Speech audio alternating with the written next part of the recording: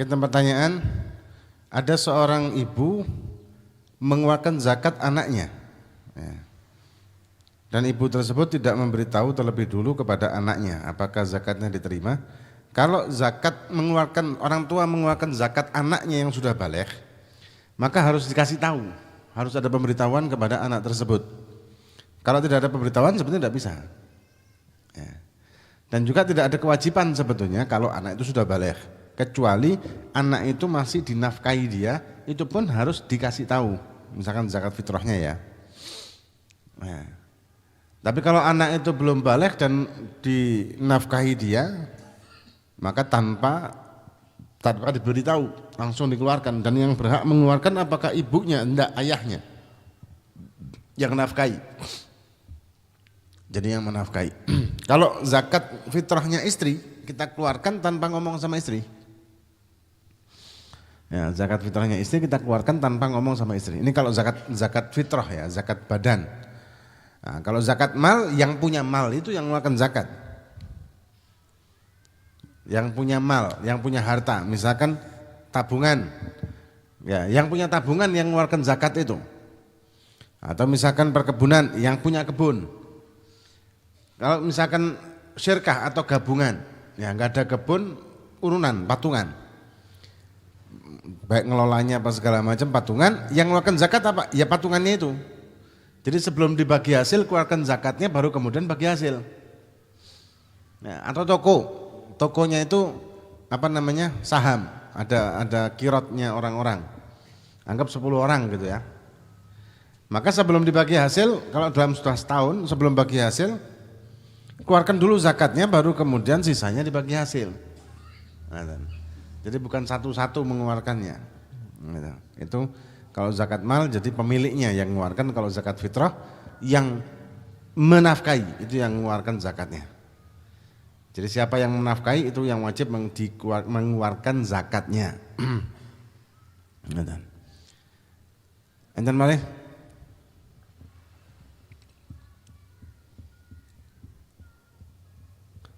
Ada lagi? Hah?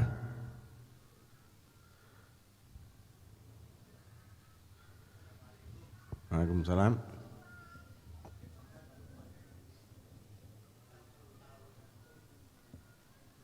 Apa kita mengeluarkan zakat? Kalau panen tebu gitu biasanya kan 1 tahun gitu. Yeah.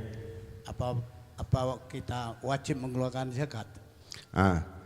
Kalau pertanian itu khusus untuk buah-buahan, dan itu 2 jenis tok, yaitu anggur dan kurma. Ya. Dan yang kedua makanan pokok setempat. Ya, makanan pokok lokal, misalkan beras, padi ya.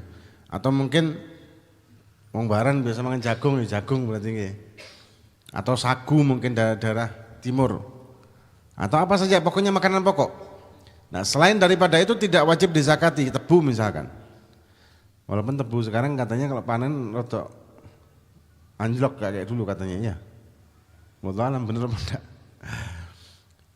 Walaupun hasil tebu ini lebih banyak dari hasil padi, jadi hasil tebunya lebih banyak dari hasil makanan pokok yang lain, tetap tidak wajib mengeluarkan zakat untuk tebunya. Cuman ya seyogyanya. Kudu terus, oh alhamdulillah gak ngentokno zakat. Jangan, seyogyanya ada sedekah. Ya. Seperti ini kilo sarang burung nih. Sarang burung ini lumayan kan. 1 kilo itu kalau enggak salah 15 jutaan kalau enggak salah. Per kilo. Sekali panen enten tiang sing sampai 10 kilo, 20 kilo per panen. 10 kilo 15 juta ketemu 150 juta. Itu bisa per bulan seperti itu katanya. Wallahu alam benar. Kan jumlahnya sudah fantastis toh. Ya, jumlahnya sudah luar biasa. Apakah ada zakatnya sarang burung? Mboten enten. Untuk sarang burungnya ya, tidak ada. Cuman dianjurkan untuk sedekah. Karena niki ibarat kata gak begitu soro-soro nemen kan. Nek bondo modal bangunan sama apalah gitu. Ibarat kata burungnya itu kan datang sendiri. Bukan kita kulaan burung terus kita masukkan ke kandang kan, bukan kan, kalau sarang burung kan bukan seperti itu, tapi Lek sewaktu-waktu Allah Subhanahu wa taala menjadikan burung tersebut hilang kabeh, ngalih kabeh, ngaplo kita. Nah, karena gampang oleh ini, harusnya orang tersebut gampang sedekah nih, ngoten lho. Logikanya ya, mestinya mudah dia terima, harusnya mudah dia sedekahkan. Tapi kadang-kadang misalkan wong gampang oleh ini malah seret metune. Olehne gampang, metune seret. Lek olehne seret, lek olehne soro, metune seret ya napa? Yuk bakal tambah seret. Soro golek soro, kemudian dia dapat. Ya, dapat asal ada kelebihan dari kebutuhan. Nah, lebihnya niki seret untuk mengeluarkan eman ate sedekah. Eman ate berbuat baik. Eman ate mlebu ndek masjid. Nah, ya tambah seret maneh. Tambah seret. Nah, jadi wong lek sedekah niku tambah lancar. Lek wong gak gelem sedekah di luar wajib ya, di luar zakat ya. Lek wong gak gelem sedekah, gak semangat sedekah niku tambah seret hartanya dan rezekinya. Enten malih?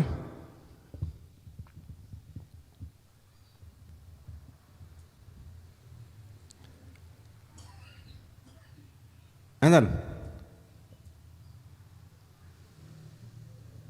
Malu bertanya sesat sih. Satu embong. Ada? Enten apa mboten?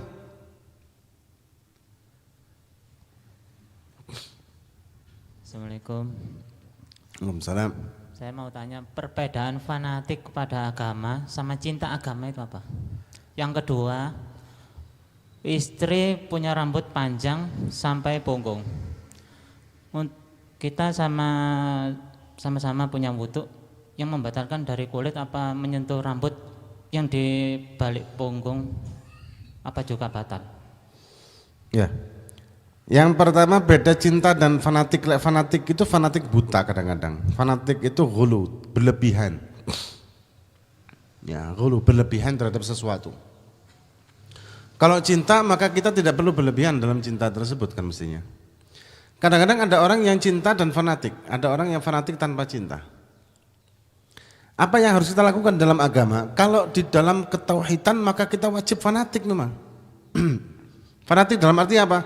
Kita wajib tidak meyakini agama lain selain agama Islam. Kita wajib meyakini kebenaran agama kita. Wajib kita meyakini Allah Tuhan kita, Nabi Muhammad Nabi kita, dan tidak ada Nabi setelah Nabi Muhammad. Itu fanatik? Enggak, ini kewajiban. Ini prinsip. Kalau dalam masalah-masalah yang lain, masalah furu'iyah, maka tidak perlulah kita fanatik.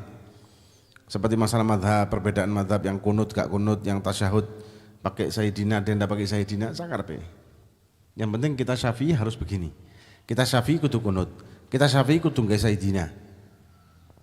Ya, kita syafi'i mari sholat, ojo langsung amblas, tapi duduk wiridan jamaah, wirid berjamaah dan seterusnya, tanpa mempermasalahkan yang lain dan menyalahkan yang lain. Yang penting kita melakukannya seperti itu untuk kita sendiri.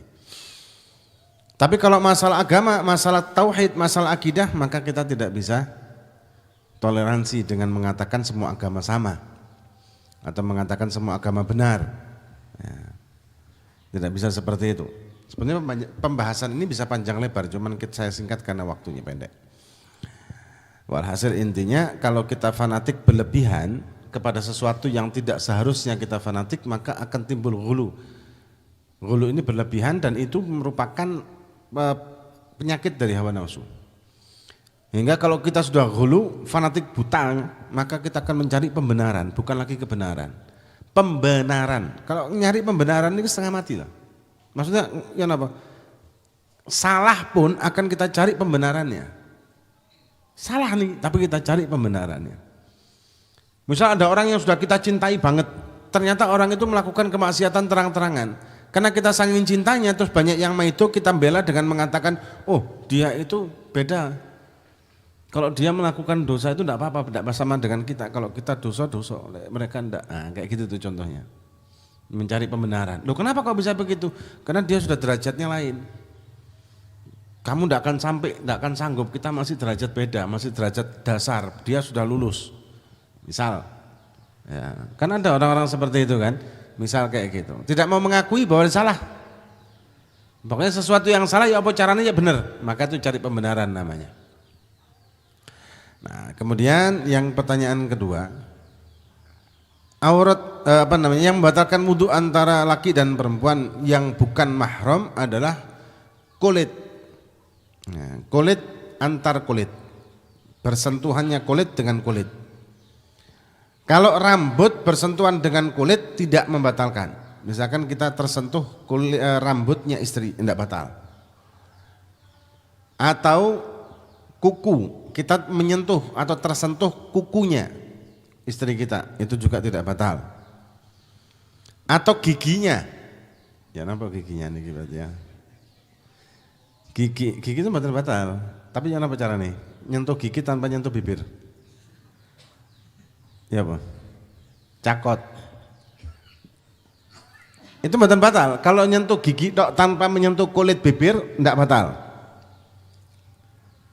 Terus ada lagi yang keempat, apa? Mata. Mata nih, bukan kelopaknya loh ya, matanya. Mata ini tidak membatalkan, tapi yang apa cara nih? Culek. Tanpa menyentuh kelopak mata, ini mboten batal. Yang kelima, ini di fikih nih. Nah, untuk bilang gitu tapi, kenapa? Tulang yang nampak keluar dari kulit atau daging itu juga tidak membatalkan. Ya naudzubillah tapi jadi tulang belulang yang keluar dari kulit, ya misalkan apalah, ya apa nih bu? Walhasil tulangnya, jadi bukan dagingnya atau bukan apa kulitnya, tapi tulangnya itu tidak batalkan juga. Jadi gigi, kuku, rambut, mata, tulang itu tidak membatalkan kalau menyentuh atau bersentuhan dengannya. Oke, sudah 10 menit. Dan insya Allah Jumat besok, Jumat Legi, biasanya kan kita MTI itu Jumat Wage sama Jumat Pon. Berhubung Jumat Ponnya itu guru kami Habib Umar datang di Jakarta, maka saya dengan Habib Muhammad berangkat ke Jakarta. Maka yang Jumat Pon dimajukan acara MTI-nya menjadi Jumat Legi untuk sekarang ini aja. Dan insya Allah di Mangu, di Soekarno Hatta, Mangu. Ya, di daerah Mangu di Soekarno Hatta, muslimin muslimat setelah Isya seperti biasa dan waktunya Jumat Legi besok. Dan setelah itu Ahad Pon. Nah, Ahad depannya adalah Ahad Pon. Wallahu a'lam. Dan ini permintaan barakah Fatihah yang sedang sakit, untuk ibu dan bapak yang sedang sakit, dan kita semua keluarga kita dan siapapun orang-orang yang kita cintai yang sedang sakit, moga-moga Allah SWT memberikan sehat afiat, panjang umur fi taatillah, dan moga-moga kita juga diberi kesehatan oleh Allah, sehat afiat zahiran wa batinan, sehat zahir dan sehat batin. Alhamdulillah kuntu salamun assalamu alaikum. Hadratin Nabi Al-Fatihah.